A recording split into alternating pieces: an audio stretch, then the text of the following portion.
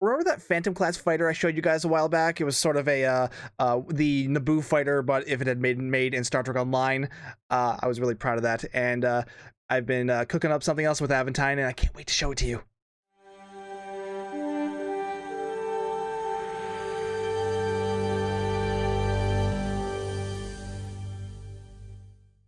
As you've probably guessed, I'm calling this the Michigan class, and it is obviously a Star Trek Online era version of the California class from Star Trek Lower Decks. Yeah, this shouldn't be a surprise. I am a huge fan of both Lower Decks and Star Trek Online, so, this is kind of a best of both worlds situation for me. The whole idea here was to basically take the same basic shape of the California class and to make it into a Star Trek Online ship, and that meant kind of finding Star Trek Online ships that fit the vibe of the original California class. And as soon as I saw the Exeter class, when I was looking through ships, I figured that was going to be the basis for the saucer section, because there aren't a lot of ships with like completely round saucers like the California has. And the few there are, a lot of them are much older ships, like the Constitution or Excelsior or Ambassador. But Star Trek Online does have a few. Mainly because they're ships based off of those older ships. So like the Exeter is a 2409 version of the original Constitution, so it has a totally round saucer section, and it kind of fits the vibe of a California class if you blow it up like 3 times larger. Of course, this is not a just perfect replica. This is meant to be like a kit bash of the Exeter, because like the California class is quite a lot larger than the Exeter class, the Exeter being about the same size as an original Constitution. So, obviously, steps were taken to make it look larger. There's smaller, the windows are smaller, more layered to make it look like there are more decks. More windows were added into this little divot, which those aren't there on the original Exeter because, it's smaller, so it wouldn't be as big there. But these meant to kind of look like this is a whole deck here. Same with the nacelles. I wanted to go with the Exeter nacelles too because I felt like they complemented the California's nacelles fairly well. And one thing Aventine did was they took the Exeter nacelles, but also worked in sort of the styling of the nacelle grills on the California class. I really liked this. I thought that was a really great idea, and this is one of the reasons why I went back to Aventine for the commissioning this. They're really great at just these small details that work so well with these ships. The struts here are also based off of Exeter's pylons. Obviously, I wanted to keep a gap in there too, make them kind of two pieces to give it sort of make it reminiscent of the original California class, which has the space between these two thinner struts. But I wanted to make them thicker and kind of emulate the smoother curves of the pylons that you see on the Exeter class. And again, Aventine absolutely nailed this. Now, there's also some inspiration from another ship on here, which should be no surprise. There's a little bit of Odyssey in this ship as well, mainly in the engineering pod and the lower struts down here. You can see this is clearly an Odyssey deflector array in here on a smaller secondary hull than you would see on like the Odyssey. But I felt like the Odyssey's deflector complemented the original California's deflector a lot better than what Exeter's deflector does, because the Exeter's deflector it's completely round. It's meant to be very reminiscent of the Constitution style secondary hull. So I felt like Odyssey's complemented California's a bit better when you shrink it down like this, and I'm really happy with how this came out. And since I was already doing the Odyssey secondary hull, I figured let's do like based off of the Odyssey pylons as well for these struts too. Kind of hard to see from this angle, but these are the auxiliary impulse engines that you see on the Odyssey pylons. So I figured I'd work those in there too. And again, Aventine did a fantastic job of translating this into like a smaller pod section like you would expect to see on a California type ship. Aventine even made a division logo. I didn't even ask him to do this. He just did this, and I thought this was really great. It's the Michigan state flag, but with a delta on it, so it's not like super complicated. It's a great little detail that is just absolutely perfect. Because if you remember the California class design patch, it's literally just the California state flag, but with some extra stuff added into it to make it look all Star Trek-y. The reason I went with calling it the Michigan class is, well, the original one is called the California class, so I figured naming it after another U.S. state, seemed appropriate. And I went with Michigan because the ship's kind of split into two pieces, much like the state of Michigan. So, Michigan has the upper and lower peninsulas. So here we've got the upper and lower parts of the ship that are only connected by these struts. So I felt like, Michigan, felt like a good name for the ship, given that it both are split into two different sections. Also, I'm from there, so there's that too. Even the registry number I picked is meant to be an homage to the Cerritos from Lower Decks, because the Cerritos' registry number is NCC 75567, and I wanted to keep the 55 in there as sort of a shout out to the Cerritos, but clearly it's meant to be a Star Trek Online ship, so I put a 9 in the front of it, and the 00, I wanted to keep this more in line with like what a prototype ship would be. So the 00 is because this is the USS Michigan, first of the class, and I actually went a little overboard with the naming convention because well, I was looking over Memory Alpha and discovered that there are 26 confirmed canon California class ships listed on Memory Alpha, and then there are 3 more listed as uncertain. So all those together, and then presuming that there is a prototype USS California, that means there are, technically 30 different California class ships named on Memory Alpha, not counting USS California. So because of that, I came up with 30 names for the Michigan class, so I went a little nuts there. But as you can see, the registry number convention, I just went with the standard, 1, 2, 3, 4 on with the last 2 numbers. Honestly, I'm really pleased with some of these. I really debated on whether or not I wanted to include both Mackinac City and Mackinac Island, but then I thought of the idea that it would be really funny, like in lore, that it would be really funny if like people were like constantly mixing up the 2 ships all the time. So it made me laugh, so I decided to keep them both as the name. Not only that, but like keep them one apart from each other, so it made me smile. Oh, and for those of you not from Michigan, yeah, both of these, Mackinac, both of those are pronounced the same. Don't ask me why there's a C in the second one. It's just, there is.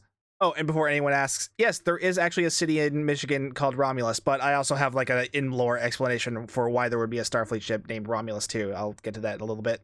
Speaking of lore, I also wrote up a little bit of sort of in-universe history for both this ship and the, kind of the last days of the California class as well, to kind of explain why this ship came into existence. Throughout its service in the latter part of the 24th century, the California class was originally designed as a support ship for the larger Galaxy and Nebula class starships, with a primary focus on second contact missions. These would often involve establishing proper communication networks with recently contacted worlds and finalizing other technical formalities. While quite a few in Starfleet questioned the effectiveness and often even the purpose of the class, many of those voices hushed after the success of Project Swingby and the failure of the Texas-class prototypes in 2381. The California class would go on to further prove itself in the early stages of the evacuation of Romulus prior to its cancellation, providing support in the establishment of many new Romulan colony worlds for evacuees. By this point, the California class was beginning to show its age, though. But several events in the early 2380s had shown the value of the California class, so plans for a modernized successor were put into development by early 2385 to serve as a support ship for the new Odyssey-class starcruiser.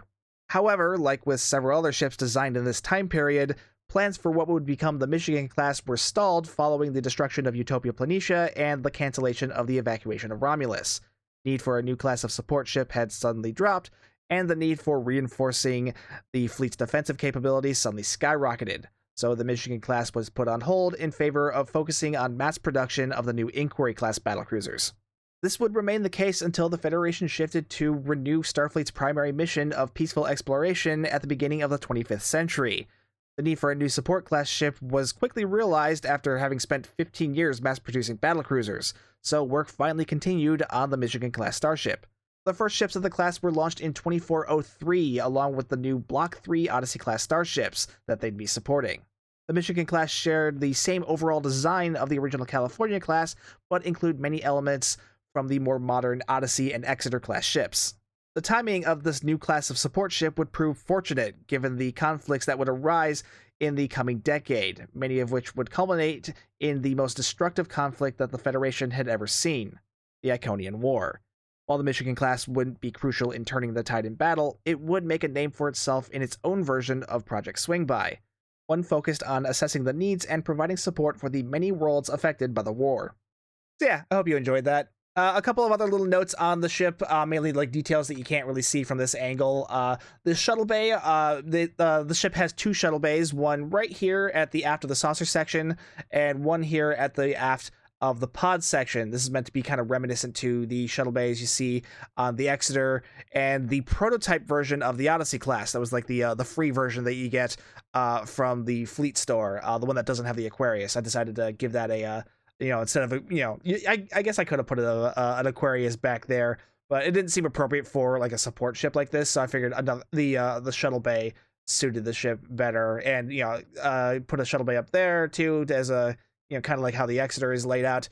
The impulse engines would kind of be in the same place where they would be on the Exeter, so kind of like on the back of the saucer section, kind of near in the spot where the Cerritos shuttle bays would be, maybe a little more in the back than rather than kind of on the aft sides like the Cerritos shuttle bays are. Also, the torpedo bays or the ship would be on the underside of the saucer, kind of like in the position that you would expect to see on the original or Strange New Worlds version of the Constitution class.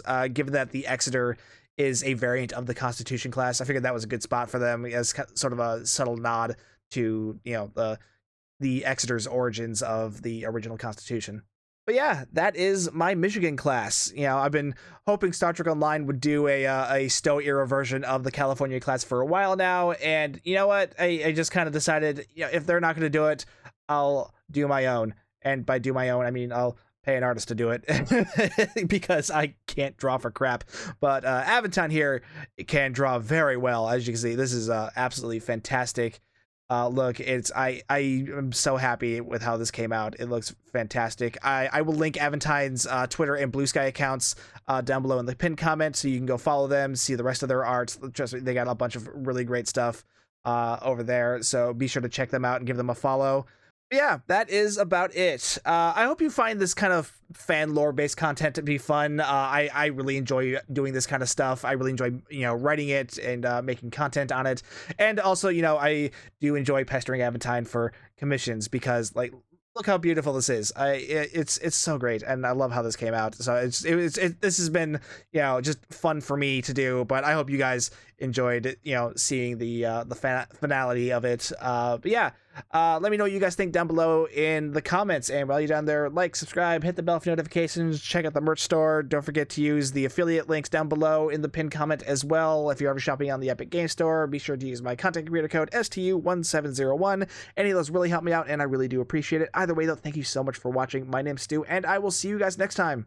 Oh, I forgot to explain why one of them is named Romulus. Like I said, there is a city in Michigan called Romulus, but obviously you can't ignore the connection to the Romulan homeworld with that sort of name. So I figured, in universe, I would think, this would be named after Romulus the world rather than Romulus City in Michigan. But it didn't seem like that far of a stretch to me, considering that the lore I wrote for the California class, it would have served a big part in helping to establish those Romulan colonies for Romulan evacuees. And it's also, there's also other examples of this in Star Trek lore already. Like there's a ship called Gorkon, that named after Chancellor Gorkon from the Undiscovered Country, who was a Klingon chancellor, but a Starfleet ship was named after him because of all his efforts to create peace between the Federation and the Klingon Empire. Star Trek Online also introduces a USS Kittimer in the tutorial, the Sovereign class Kittimer, not the AFS Kittimer from the Kittimer Alliance that you see later on. But there's a Sovereign class USS Kittimer in the tutorial for Star Trek Online. So again, a USS Romulus, particularly after its destruction, doesn't seem like much of a stretch. Yeah, just wanted to clear that up before the end. Okay, bye.